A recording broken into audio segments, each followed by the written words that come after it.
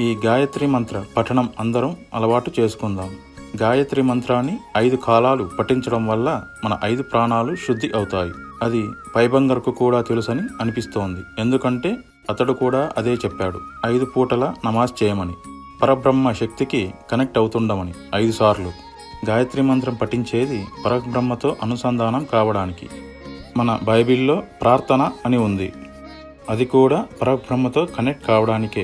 ఈ మూడింటిని నమ్మని వాళ్ళు, దేవుడి ఉనికిని నమ్మని వాళ్ళు యోగా సాధన చేయండి, పతంజలి యోగా. దానివల్ల కూడా మన ప్రాణశక్తులు మూలశక్తితో అనుసంధానం అవుతాయి. ఎలాగో చెబుతాను. మనం ఊపిరి పీల్చుకున్నాం. ఊపిరి పీల్చుకుంది ఎక్కడ? ప్రపంచమనే వాయువు. ఆ వాయువును మనం మన దేహంలోకి తీసుకున్నాక దాని పేరేంటి? ఆ వాయువు స్పేస్ తగ్గింది, ప్రాణం అంటాము. బయట ఉంటే వాయువు, లోపల ఉంటే ప్రాణం. ఈ అన్నింటినీ మూలమేంటి? ఓం.